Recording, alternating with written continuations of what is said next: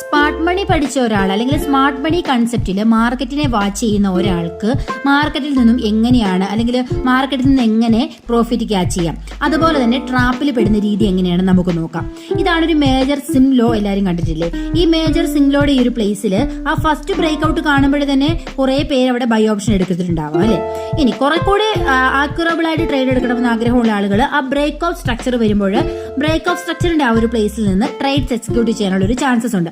പക്ഷേ ശരിക്കും എന്താണ് ഇവിടെ സംഭവിക്കുന്നത്? ഈ ബ്രേക്ക് ഔട്ട് സ്ട്രക്ചറിന്റെ ആ ഒരു ബേസിൽ ട്രേഡ് എടുക്കുന്ന ആളുകൾ നോക്കൂ, അവർക്ക് എന്താണ് സംഭവിച്ചിരിക്കുന്നത്? ശരിക്കും എന്തുകൊണ്ടാണ് മാർക്കറ്റ് ഈ ബ്രേക്ക് ഔട്ട് സ്ട്രക്ചറിന്റെ അവിടെ നിന്ന് വീണ്ടും താഴേക്ക് വന്നതെന്ന് നിങ്ങൾ ചിന്തിച്ചിട്ടുണ്ടോ?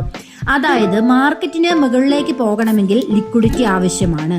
കൂടുതൽ ലിക്വിഡിറ്റി എടുക്കാനായിട്ടാണ് മാർക്കറ്റ് വീണ്ടും താഴേക്ക് വന്നത്. എവിടെ നിന്നാണ് ഇവർക്കുള്ള ലിക്വിഡിറ്റി കിട്ടിയിരിക്കുന്നത്? അതായത് ഈ ഒരു മേജർ സിംഗ് ലോയിൽ നിന്ന് ട്രേഡ്സ് എക്സിക്യൂട്ട് ചെയ്ത ആളുകളുടെ സ്റ്റോപ്പ് ലോസ് ആണ് ഇപ്പോൾ ഇവിടെ ഹണ്ട് ആയിട്ടിരിക്കുന്നത്. ആ സ്റ്റോപ്പ് ലോസ് കൂടി ക്യാച്ച് ചെയ്യുകയാണെങ്കിൽ മാത്രമേ ഇൻസ്റ്റിറ്റ്യൂഷൻസിനെ മുമ്പോട്ട് മൂവ് ചെയ്യാനുള്ള ലിക്വിഡിറ്റി കിട്ടുകയുള്ളൂ. ഇതാണ് മാർക്കറ്റ് സ്ട്രക്ചർ പ്രകാരം നമ്മൾ മനസ്സിലാക്കേണ്ടതായിട്ടുള്ള ഒരു കാര്യം. അതുപോലെ തന്നെ സ്മാർട്ട് മണി കൺസെപ്റ്റും മാർക്കറ്റ് സ്ട്രക്ചറും ഒരുമിച്ച് വായിച്ചാൽ മാർക്കറ്റിനെ നല്ല രീതിയിൽ നമുക്ക് മാർക്കറ്റിന്റെ മൂവ്മെന്റ് പ്രെഡിക്റ്റ് ചെയ്യാനായിട്ട് സാധിക്കുമെന്ന് മനസ്സിലായിട്ടില്ലേ? Watch it.